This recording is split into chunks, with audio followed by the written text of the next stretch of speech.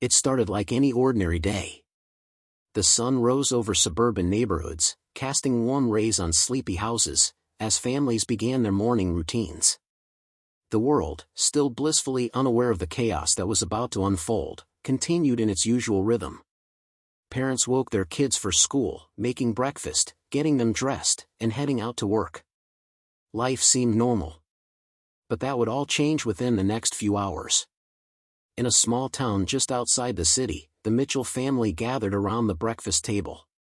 Ethan, a 12-year-old boy, sat slouched over his bowl of cereal, scrolling through his phone. His father, Mark, a hard-working mechanic, sipped his coffee in silence, eyes on the morning news. His wife, Rachel, moved around the kitchen, packing lunchboxes for the kids and checking in on their teenage daughter, Sophie, who was still getting ready upstairs. The news anchor on TV spoke in a tone that suggested concern but not alarm. Reports are coming in from several major cities across the country of a strange outbreak. Authorities are urging people to stay inside and avoid crowded areas, but there is no indication yet that the virus is airborne or contagious through simple contact. Experts are advising citizens to follow standard precautionary measures, including avoiding large gatherings and staying home if feeling unwell. Rachel glanced at the screen as she stacked sandwiches, her brow furrowed in concern. Mark, too, couldn't help but feel a pang of unease. The outbreak was initially dismissed as an isolated event, but something about the reports didn't sit right with him. Ethan, ever the gamer, laughed and shared a meme with Sophie about the news. Zombies, huh? That's what they're saying. Classic, he said, nudging his sister, who rolled her eyes. Sophie, older and more cynical, muttered something about how they would be fine, not even considering the seriousness of the situation. By midday, the town was starting to feel the ripples of panic. Grocery stores were packed with people frantically stocking up on supplies. Bread, water, canned goods, anything that could last them through the unknown. The lines were long, and the shelves were quickly becoming barren. The sense of normalcy was starting to erode, but people still believed it was all just temporary. Mark was among the many customers filling the aisles of the local supermarket. His mind was preoccupied, scanning the shelves for what he thought might be necessary. He overheard snippets of conversations around him, some talking about the virus, others about the military being called in to help. The tension was palpable, but no one truly understood what was coming. Just in case, Mark muttered to himself as he grabbed extra water bottles and a few packs of canned goods. He could feel the growing unease around him. As he reached the checkout, he heard a commotion from the back of the store. Shouts, followed by crashing noises, made his heart race. He turned to see a group of people running toward the exit, panic in their eyes. Get out of the way! There's something going on outside. Mark's pulse quickened. He paid quickly and rushed to his truck, the sounds of chaos starting to grow louder as he pulled away from the store. His mind raced, thinking of his family. He called Rachel immediately, his hands shaking as the phone rang. Mark? What's wrong? Rachel answered, sounding calm but with a hint of concern. Stay inside. Lock the doors. Don't let anyone in. Something's happening. I don't know what, but it's bad. Before she could respond, the line cut off. Mark slammed his fist against the steering wheel, heart pounding as he drove faster, trying to get home before whatever chaos was unfolding could reach his family. Back at home, Rachel had already started to secure the windows. She wasn't sure what was happening, but the unease she'd felt earlier had transformed into a cold, unshakable fear. Sophie, who was usually the voice of reason in their household, had gone silent, her phone glued to her hand as she scrolled through endless posts and videos about the outbreak.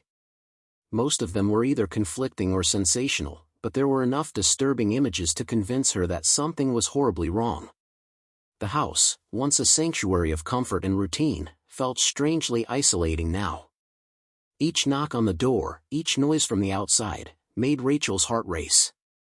She held on to the belief that everything would be fine, that Mark would come home soon, and this would all just be some horrible misunderstanding. But deep down, she knew that the world outside had started to crumble. The Mitchell family had always been a tight-knit unit, weathering life's challenges with determination and love. But as the clock ticked on and Mark still hadn't returned, that bond would be tested in ways none of them could have anticipated. Unbeknownst to them, the first wave of the outbreak had already begun to spread rapidly across the city. What had started as a strange viral infection was evolving into something far more terrifying, a mindless, ravenous force that would change everything. As dusk fell, the Mitchells, along with countless other families, were about to learn that the world they had known was already gone, and the fight for survival had just begun. The sound of sirens filled the air, their distant wail growing louder with each passing minute. Mark's truck sped down the road, narrowly avoiding several abandoned vehicles. As he neared his neighborhood, his heart skipped a beat. The familiar houses he passed by now felt eerily silent, the streets empty. His phone buzzed in his pocket, and he quickly pulled it out, finding a text from Rachel that read, "Where are you? Please hurry, I don't like this." His grip tightened on the steering wheel, his pulse quickening. He hit the gas pedal, barely slowing down as he rounded the corner. The street in front of his house was deserted, but the unsettling silence was soon broken by the unmistakable sound of a door slamming open in the distance. Mark stopped the truck just in front of the house, his eyes scanning the area. Something was wrong, he could feel it. Rachel was standing at the door, her face pale, her expression stricken with worry. Sophie was inside, looking out the window with wide, frightened eyes. Mark quickly jumped out of the truck and ran up the steps. "Mark, where have you been?" Rachel asked, her voice tense, her eyes darting nervously. "I don't know what's happening, but we need to stay inside and stay quiet." "Something's going on in the city," he said, trying to keep his tone calm, even though he was far from it. "I know," Rachel replied. "I've been hearing things, sirens, people screaming. I locked the windows, but... Mark, we need to understand what's going on. There's too much chaos." Mark nodded, his mind racing. He went inside and quickly closed the door behind him, locking it. They stood together in the hallway, the heavy atmosphere of dread pressing down on them. He could feel it, the sense of impending danger, of an irreversible shift in the world. "I'll check the news," Mark said, making his way toward the TV. He turned it on, the screen flickering before a breaking news segment flashed across the screen. The anchor's face was pale, his eyes wide with fear. "Authorities are now confirming widespread outbreaks in nearly every major city. The infected individuals, those who've shown symptoms of the virus, are becoming violently aggressive. Reports suggest they attack and bite, spreading the infection. We are advising all citizens to remain indoors, avoid contact with anyone, and report any suspicious activity immediately." Mark's heart sank as the screen switched to images of chaos, crowds of people running in terror, cars overturned, fires burning in the streets. The footage was enough to make anyone's blood run cold. "It's happening," Rachel whispered, her voice trembling as she stood behind him. "It's real." Mark didn't reply. He couldn't. He was already lost in thought, trying to calculate their next steps. They needed to stay calm, but in his gut, he knew they weren't going to be safe for long. The outbreak was spreading far faster than anyone had anticipated. "We need to gather supplies. Water. Food," Mark said after a long pause, turning to face his family. "I don't think this is going to blow over. We'll need to hunker down for a while." Rachel nodded, already thinking about what they'd need to survive. "I'll grab the emergency bags from the closet. Sophie, get your phone and charger. We'll need to stay in touch with anyone who can help us." Sophie, still glued to her phone, nodded but didn't say anything. Her eyes remained fixed on the screen, where a live stream was showing the devastation happening in real time. The footage was unsettling, crowds of people, their faces twisted in terror, running for their lives from what seemed like monsters. People were attacking each other, tearing into one another's flesh, their once human faces contorted into grotesque, hungry snarls. Mark could barely look at it. His thoughts drifted back to the moment when he'd seen people running from the supermarket, the strange panic in their eyes. The sense of dread that had settled over him at the time was now an undeniable truth. This wasn't just a virus, it was the end of the world as they knew it. "We're not going to stay here," Mark said suddenly, breaking the silence. "If things get worse, if the streets aren't safe, we need to leave." Rachel looked at him, a mix of disbelief and fear in her eyes. "Leave? But where will we go? Everyone's in the same situation." "We'll head to the old cabin upstate. It's remote, and we can stay there until we figure out what's going on. We can't just sit here and wait to become trapped." Rachel hesitated, her mind racing through the possibilities. But she knew Mark was right. The longer they stayed here, the more vulnerable they'd become.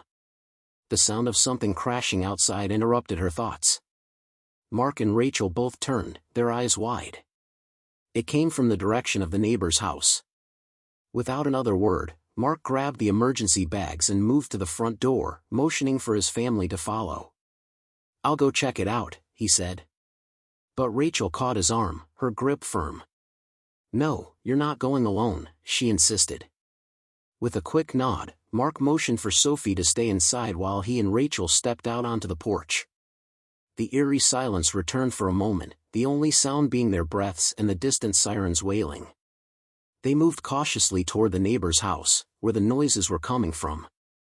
As they neared the front yard, they saw the first signs of the unthinkable, a group of people stumbling in a disjointed, erratic manner, their faces twisted in bloodlust. Mark and Rachel froze, the terrifying realization dawning on them. The dead weren't just rising, they were hunting.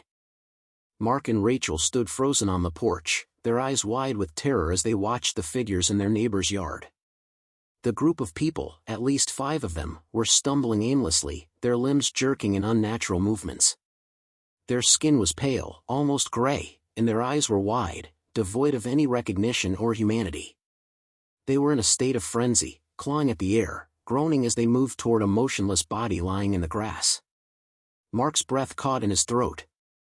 "They're not normal." Rachel's grip on the doorknob tightened.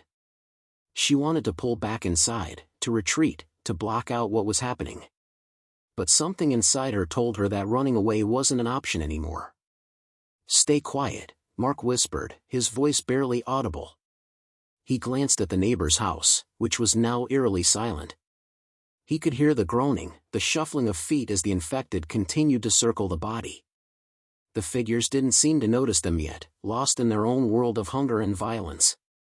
Rachel's pulse quickened as she noticed one of the figures, what had once been their neighbor, Mrs. Jenkins, snapping her head toward them. Her mouth hung open, her eyes wide and unseeing, as if something deep inside her had been stripped away. "They're coming this way," Rachel whispered, her voice trembling. Mark nodded, his mind racing. The group was still distracted, but it wouldn't be long before they turned toward the house. They had to move, and fast. Mark motioned for Rachel to follow him as he quietly stepped off the porch and crouched low, his eyes never leaving the infected figures. They moved swiftly toward the edge of their property, ducking behind a row of bushes that bordered their neighbor's yard. "Get inside," Mark said urgently, his voice sharp. "Lock everything down, and don't open the door for anyone. I'll go back and get Sophie." Rachel nodded, her fear temporarily overtaken by the urgency of the moment. She darted back toward the house, her heart pounding in her chest. As she reached the door, she glanced over her shoulder one last time.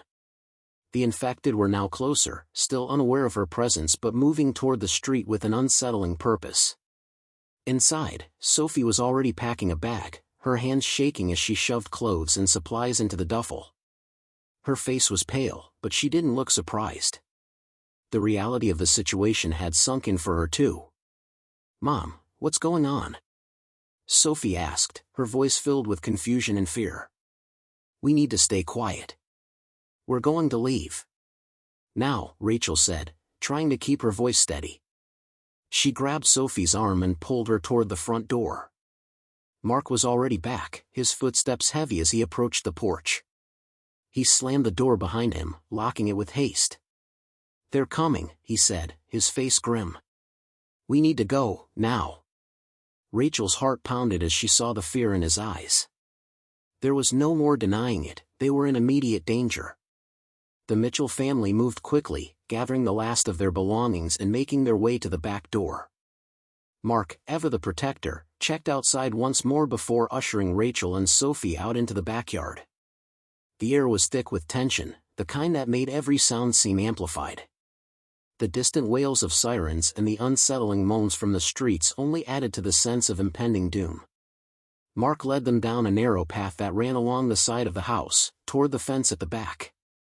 They had a small gate that led to a wooded area behind their property, a place they had never considered using for anything other than a shortcut to the park. But now, it was their only escape. They reached the gate, but as Mark began to unhook it, Sophie stopped, her hand gripping his arm. "Dad, there's someone out there," she whispered.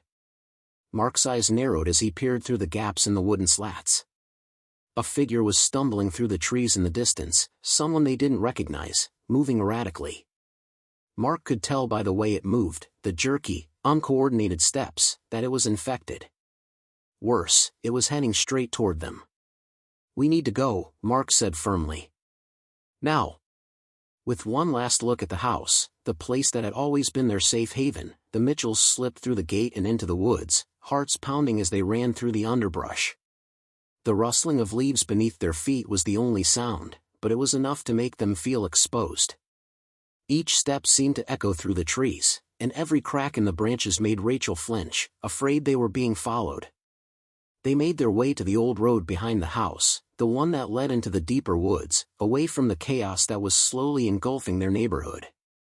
Mark led the way, keeping a steady pace, but his mind was racing. He kept glancing over his shoulder, making sure no one was following them. Every moment, it seemed, the world outside their home was slipping further into madness. As they approached the wooded area that led to the old cabin, a new set of sounds pierced the air, faint at first, but growing louder. The distant growl of something in the trees. The soft shuffle of footsteps. And then, the unmistakable groans of the infected. "They're everywhere," Rachel muttered, her voice trembling. Mark stopped in his tracks, listening. It was only a matter of time before they were surrounded. They couldn't outrun this, no one could. But as the first infected figure appeared through the trees, stumbling toward them with a guttural growl, Mark made a snap decision. "We fight for the cabin. We make a stand there." Mark's heart pounded as the first infected figure, a tall man with bloodshot eyes and a torn shirt, staggered into view. His breath came in short, ragged bursts, and his hands, once human, now hung in stiff, unnatural angles. The others were just behind him, their shuffling footsteps growing louder. It was a small group, but they were closing in quickly. "We need to move," Rachel whispered, panic rising in her voice. But Mark was already taking action. He grabbed a thick branch from the ground and handed it to her. "Take this. Use it if you have to." Rachel's hands shook as she grasped the branch, the weight of the situation finally crashing down on her. She wasn't ready for this, no one was. But there was no choice now. This wasn't just an outbreak, it was a battle for their lives. Sophie, her face pale but determined, took a step forward. "What do we do? Do we run for the cabin?" Mark looked at her, his mind calculating their best move. They couldn't run forever. The infected were everywhere now, and the sound of their groaning was becoming more intense. It wasn't just a few scattered individuals, they were a horde, moving as one, driven by some primal hunger. "No," Mark said, his voice firm. "We fight our way to the cabin. It's our only shot." They had no choice but to take the fight to the infected. The cabin was only a few hundred yards away, but in their current state, with the infected closing in from all sides, getting there wouldn't be easy. Mark scanned their surroundings. The woods were thick, and the moonlight barely filtered through the canopy of trees. It was hard to see beyond a few feet, but he could hear the infected growling, their heavy breaths like a creeping wave. "Stay close," he said, his voice low and urgent. He could feel the weight of his family's lives resting on his shoulders, the pressure mounting with each second. He needed to make sure they were all safe. Mark made the first move, darting between trees and pushing through the thick underbrush. The infected were still several yards away, but they were closing the distance. As Mark pushed forward, he could hear the unmistakable sound of snapping branches, he turned just in time to see one of the infected lunging toward him. The creature was fast for its condition, its twisted features contorted in hunger. Mark swung the branch in his hand, striking the infected in the chest with all his strength. The force of the blow knocked it back, but it didn't stop. It groaned and staggered back toward him, relentless. Rachel, seeing her husband in trouble, rushed forward and swung the branch in a wide arc, knocking the infected back once again. But there was no time to catch their breath. The sound of more footsteps, more groaning, signaled that they were not alone. Mark grabbed Rachel's hand, pulling her forward. "Keep moving. We can't stop." Sophie followed, her steps fast but uncertain. She looked over her shoulder, and her eyes widened as she saw the group of infected, now closer than ever. They were nearly surrounded. With no time to waste, Mark made a snap decision. "We head straight for the cabin. Stick to the trees for cover." The group pushed through the forest at a frantic pace, dodging and weaving around obstacles, their adrenaline fueling them forward. Every now and then, they'd hear the rustle of leaves and the sickening groans of the infected getting closer. The sound of footsteps and the occasional growl kept them on edge, making them second-guess every direction they turned. The cabin was still in sight, a small wooden structure nestled deep in the woods, partially obscured by the trees. It was their only hope now. If they could get there, they could fortify the doors and windows, make a stand until help arrived, or until they figured out what the world had become. But their way was not clear. As they approached the clearing that led to the cabin, they saw it. A large group of infected stood between them and the safety of the cabin, blocking their path. Mark's heart sank. There were at least 10 of them, all stumbling in their direction. Panic gripped him for a moment, but then he steadied himself. They couldn't afford to be afraid now. They had to fight for survival. "Get ready," Mark whispered urgently to Rachel and Sophie. "We don't have a choice. We fight to the cabin." Without a word, Rachel raised the branch she held, her knuckles white with fear but also resolve. Sophie pulled a small pocket knife from her bag, gripping it tightly in both hands. They were ready, even if they didn't feel like they were. Mark quickly assessed the situation. The group of infected was spread out, some moving toward them, others stumbling aimlessly. He realized they could take them out one by one if they stayed calm, if they moved strategically. Mark charged forward first, using the element of surprise. He slammed into the nearest infected, knocking it to the ground. It groaned, trying to scramble to its feet, but Mark wasn't going to give it the chance. He picked up a fallen branch and swung it down on the creature's skull, hearing a sickening crack as it collapsed, motionless. Rachel wasn't far behind, taking out another infected with a swift strike to the head. Sophie hesitated for a moment, but Mark gave her an encouraging nod. She took a deep breath and lunged at the next closest infected, stabbing it in the shoulder with her knife. The creature stumbled back, but it didn't stop. With another swift motion, Sophie drove the knife deeper into its throat, ending its life. The fight was brutal but brief. Infected, though faster than they seemed, were no match for the quick, focused strikes of the Mitchell family. As the last one fell to the ground, Mark, Rachel, and Sophie stood, panting, sweat pouring down their faces. Mark quickly turned to his family, eyes wide with urgency. "We're almost there. Keep moving." They broke into a sprint, dodging past the fallen bodies of the infected and heading straight for the cabin. As they neared the entrance, they saw the door hanging ajar, a sign that someone had been there recently. "We're not alone," Mark muttered under his breath. But there was no time to consider that. The Mitchell family rushed inside, slamming the door shut behind them. Mark quickly bolted it, his chest heaving as he took a moment to breathe. The cabin was small but sturdy, with a single room and a loft above. It would have to do. But Mark knew they couldn't stay here forever. The infected were still out there, and the world outside was slipping further into chaos. They had survived this round, but the fight was far from over.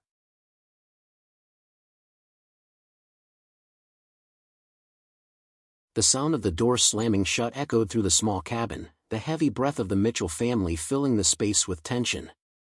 Mark quickly moved to the windows, peering out from behind the curtains. He could see the dark silhouettes of the infected moving through the trees. They were still out there, just beyond the cabin, and their guttural moans carried through the still night air. "We need to barricade the windows," Mark said, his voice steady but filled with urgency. "They'll find us if we don't fortify this place." Rachel nodded, her face pale but focused. "Sophie, help me gather anything we can use. We need to make sure they can't break through." Sophie, still catching her breath from the fight, nodded and started scanning the room. It wasn't much, just the basics: a small wooden table, a few chairs, and a rusted old stove in the corner. In one of the cabinets, Sophie found a few rusty tools, a hammer, some nails, and an old plank of wood. She grabbed everything she could, handing the hammer to Mark as she moved to the other side of the room to search for anything else. Mark turned back to the door, checking that it was tightly sealed. The windows were their next priority, but as he scanned the room, he noticed something odd. A small trapdoor in the corner of the cabin, partially hidden under a threadbare rug. It had clearly been there for a long time, and Mark hadn't noticed it until now. "Rachel," he called, his voice sharper now. "Take a look at this." Rachel stepped over, wiping sweat from her brow. She frowned as she bent down to inspect the trapdoor. "That wasn't here before. I think it's been covered up for years." Mark knelt beside it, running his fingers along the edges of the wooden hatch. There was a rusty latch, and it creaked under his touch as he tried to lift it. It resisted at first, but with a few sharp pulls, the door gave way with a loud groan, revealing a set of steep, narrow stairs leading down into darkness. Sophie's voice cut through the stillness of the cabin. "What is it? What's down there?" "I'm not sure," Mark replied, his voice tinged with caution. "But we're not in a position to ignore anything right now. It could be a way to get out of here if the infected break through." Rachel stared at the stairs, her eyes filled with doubt. "Or it could be a trap. Whoever was here before might have had good reason to hide it."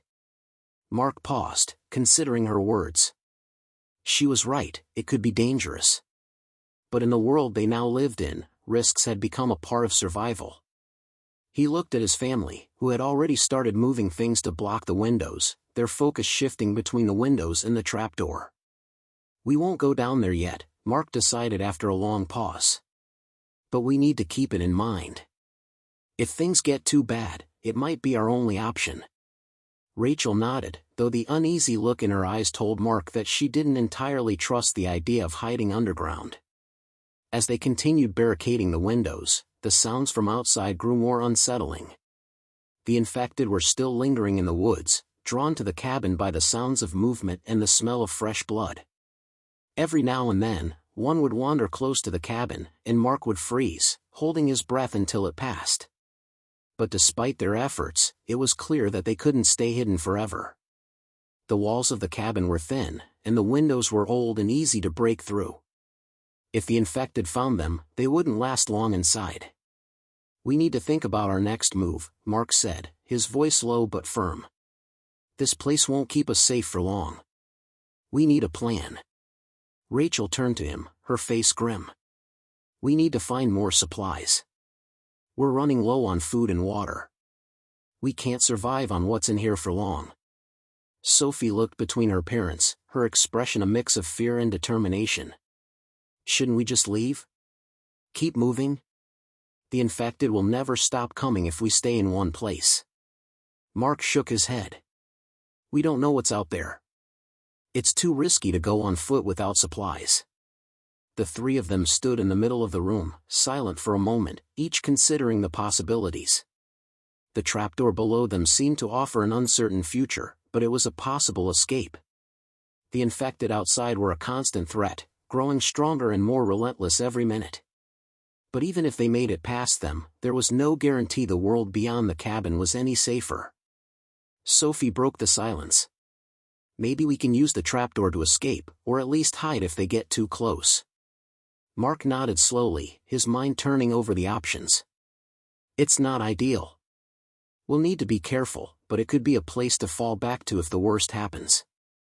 The room fell into silence again, the weight of their situation pressing down on them. Outside, the sounds of the infected seemed to grow louder, closer.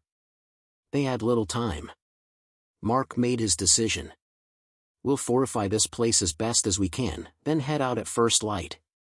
We'll look for supplies, but we need to be ready to move fast. If we don't find what we need by tomorrow evening, we'll use the trapdoor to get out. Rachel and Sophie both nodded, but the unease on their faces was evident. They knew this was not a perfect plan. There were no perfect plans anymore. Mark took a deep breath, steeling himself for whatever was to come. We're going to survive this. We have to. The family worked in silence, their minds focused on the task at hand. They didn't know what tomorrow would bring, but one thing was clear: the fight for survival was far from over. The night stretched on, and the cabin felt smaller with each passing hour. Mark, Rachel, and Sophie sat by the small wood-burning stove, the only source of warmth in the chilly air.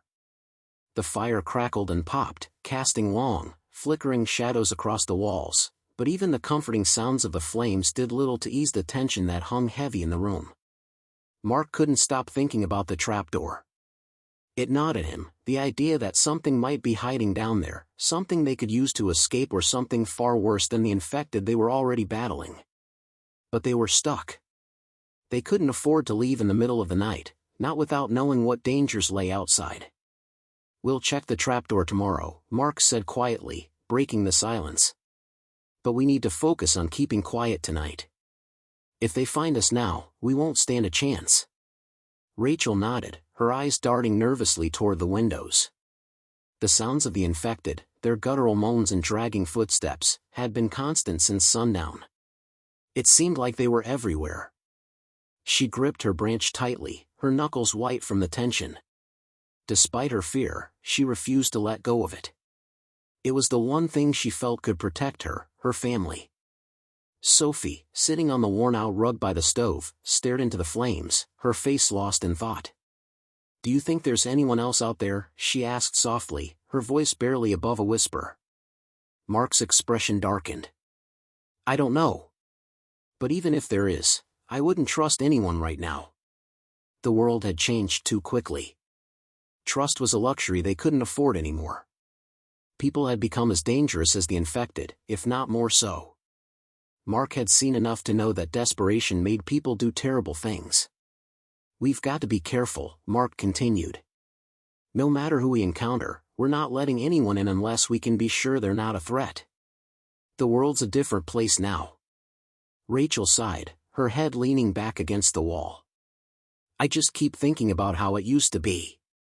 How simple things were. If we can just make it through this." Mark didn't answer. There was no going back to the way things were. It had all changed when the first infection hit, and that was something they all had to accept. Survival was the only thing that mattered now. The wind howled outside, rattling the cabin's wooden frame, and the faint sound of shuffling footsteps could be heard in the distance. Mark felt his muscles tense, his senses sharp. It was as if the entire world outside was closing in, pressing them into this tiny, fragile space. He couldn't shake the feeling that they were being watched. "What if we leave tomorrow, and it's worse out there?" Rachel asked, her voice strained. Mark turned to face her, trying to meet her worried gaze. "We can't stay here forever. We need food. We need water. This cabin's not going to protect us for long. If the infected don't get us, hunger and thirst will." Rachel nodded, but the doubt in her eyes remained. They had already fought their way through the night and fought off a small group of infected earlier that day. But Mark knew that if they didn't find more supplies soon, they would have no choice but to move on. "I know it's risky," Mark said, his voice steady. "But it's our only option." The room fell into silence again, each of them lost in their own thoughts. Mark could see the fatigue etched on their faces. They had been through so much already, and yet, the night seemed far from over. Just then, a loud thud from outside broke the quiet. Mark's body went rigid, and he instinctively reached for the knife at his side. His eyes flicked to the windows, his heartbeat accelerating. "Did you hear that?" Sophie whispered, her voice barely audible. Mark nodded, his breath coming in short bursts. The thud had sounded too close for comfort, too deliberate. Someone, or something, was out there.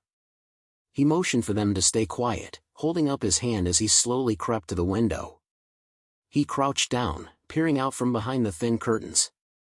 The moonlight barely cut through the trees, but he could make out shadows moving in the distance. There were more of them, a lot more. And they weren't moving randomly, they were moving toward the cabin. "We need to get ready," Mark murmured, his voice low and urgent. "They're coming." Rachel and Sophie exchanged fearful glances but didn't hesitate. They grabbed whatever weapons they could find, Rachel with the branch, Sophie with the knife, and positioned themselves near the door. Mark was already standing by the window, watching the movement outside with wide, cautious eyes. The footsteps grew louder, closer. Mark's pulse raced as he saw the first few infected stumble into the clearing near the cabin. There were at least 10 of them, and they weren't alone. As the light shifted, Mark could make out more shapes emerging from the trees. They were coming in a large, disorganized group, drawn by the noise from the cabin. The night had become their hunting ground. Mark turned to his family, his voice urgent. "If they break through, we need to go downstairs, through the trapdoor. It's our only escape." Rachel's face turned pale, but she nodded. She didn't like it, but there was no choice. They couldn't fight off this many. The cabin, once a temporary refuge, was now a trap. Mark knew they had to act fast. "Get ready," he said, his voice steady despite the growing panic inside him. "Stay close to the door. We'll move when I say go." The infected were almost at the door now, their movements slow but deliberate. Mark's fingers tightened around the knife, his grip steady. He knew that survival meant doing whatever it took, no matter how desperate the situation became. And as the first infected slammed into the door with a bone-rattling thud, Mark knew that the night had only just begun.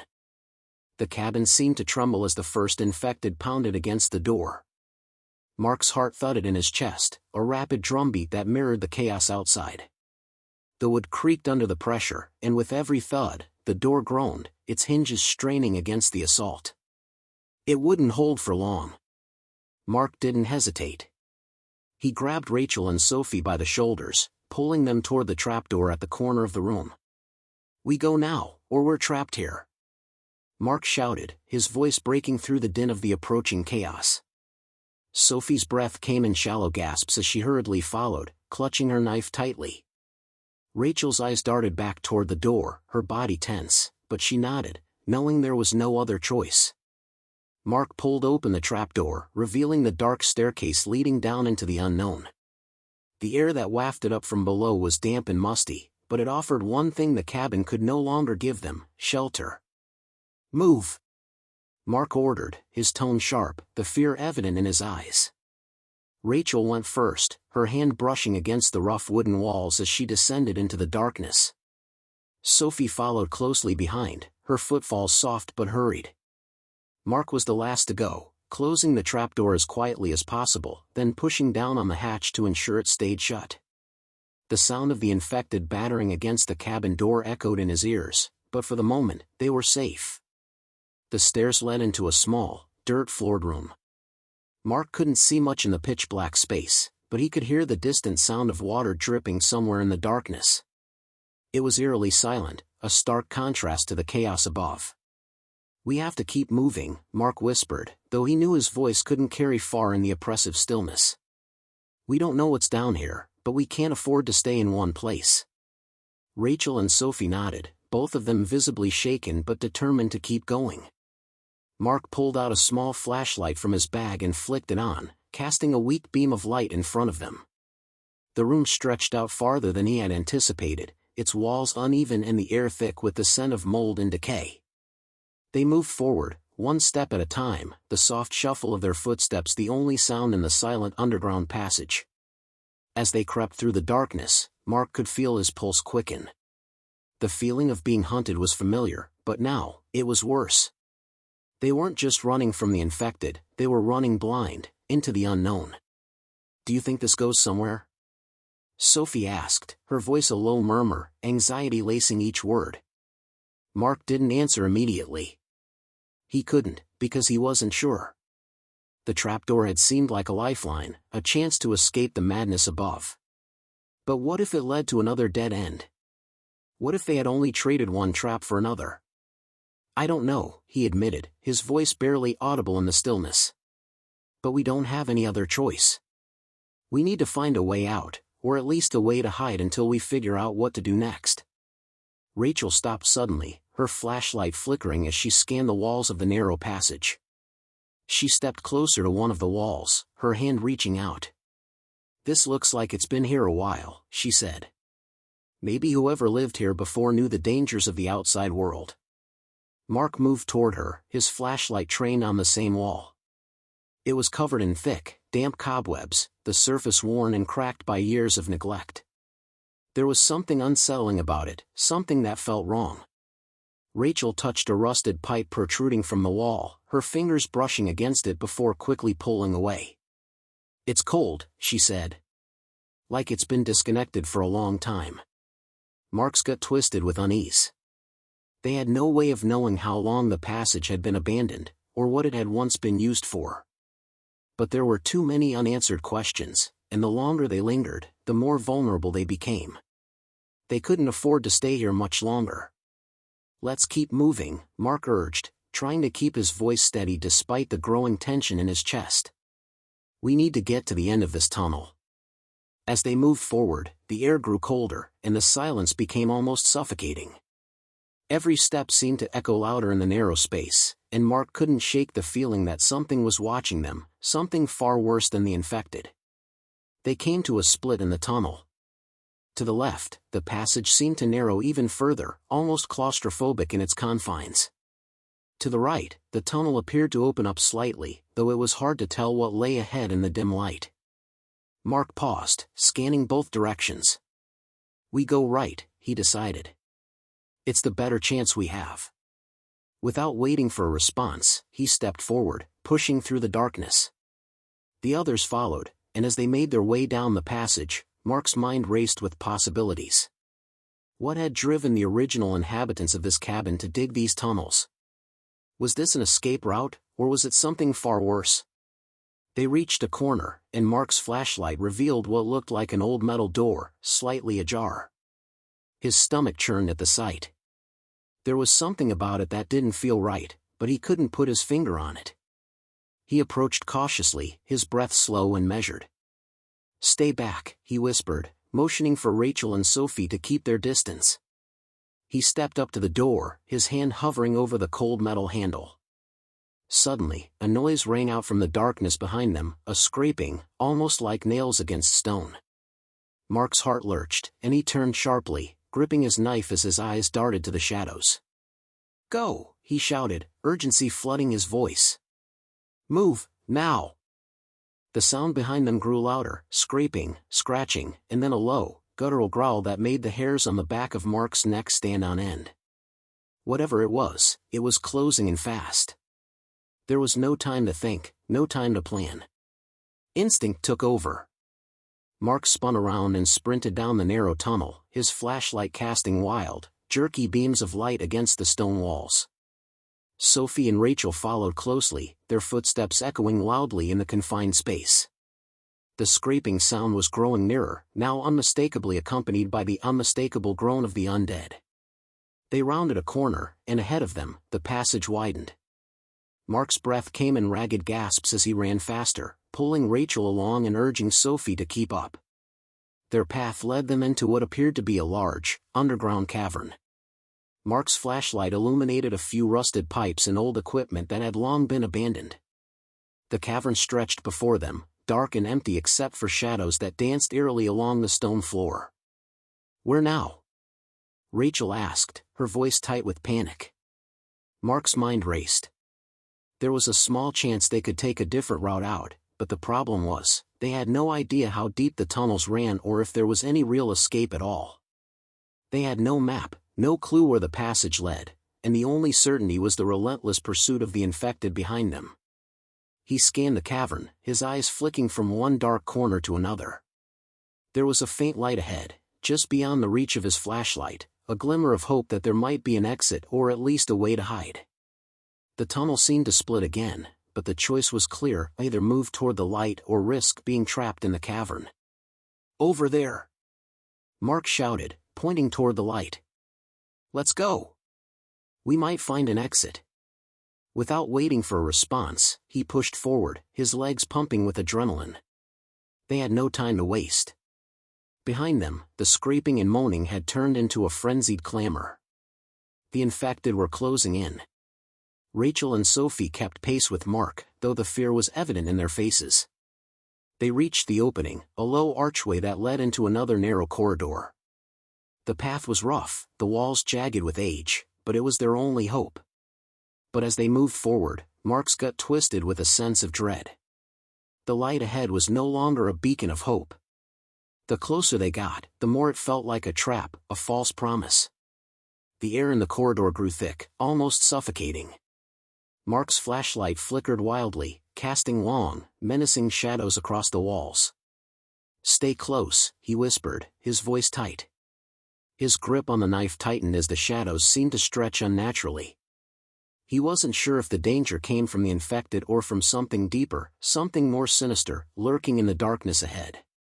Then, with a sudden, deafening crash, the ceiling above them began to cave in. Rocks and debris tumbled down, filling the air with dust and debris. Mark's instincts kicked in, and he shoved Rachel and Sophie aside just as a large boulder fell, blocking the path behind them. They were trapped. There was no way back. "Move!" Mark yelled again, his voice rising in desperation. "Keep moving forward." The trio pushed forward, stumbling through the growing darkness. The ground beneath them became unstable, each step making them feel as though they were walking on the edge of collapse. Then, just as they thought they couldn't go any farther, they saw it. A faint flicker of light, this time from above, a small opening, too small for a person to fit through, but perhaps big enough to signal help. They reached the hole, and Mark's heart sank. "We can't fit through it," Rachel said, her voice tight with frustration. "We're not going to make it." Mark took a deep breath, trying to steady his racing mind. He looked at his family, exhausted, frightened, and saw that there was still a sliver of hope in their eyes. He didn't know how much longer they could hold on, but they had survived so much already. "We're not giving up," he said firmly. "We've come this far. There's got to be a way out." Mark looked back toward the path they had come from, and in that moment, he knew there was only one choice left: to keep going, deeper into the unknown. There might be another way out beyond the darkness, but he couldn't be sure. The scraping noises behind them had intensified, now accompanied by the unmistakable growls and roars of the infected. Mark felt the adrenaline surge again. This wasn't just about survival anymore. It was about the last shred of hope, the last chance at living in a world that had already fallen apart. "Rachel," he said, his voice barely above a whisper, "Sophie, we move forward, no matter what. We can't stay in this hole. We can't let them win." With no other options, they continued forward, down a steep incline into the darkness. Their steps grew slower, more cautious, as the ground shifted beneath their feet. Mark's flashlight flickered again before going out completely. The world was now enveloped in total blackness. And then, in the midst of the silent void, they heard something. A low rumble, far below them. A tremor that reverberated through the walls. It wasn't an earthquake, but something deeper, a sound they hadn't heard before. Mark froze. "What was that?" Sophie asked, fear creeping into her voice. "I don't know," Mark replied, his heart racing. But one thing was clear: whatever lay ahead in this dark labyrinth, it was not just the infected they had to worry about. There was something else, something far more dangerous lurking in the depths, waiting for them to come closer. And now there was no turning back. They had to face it, whatever it was, to survive.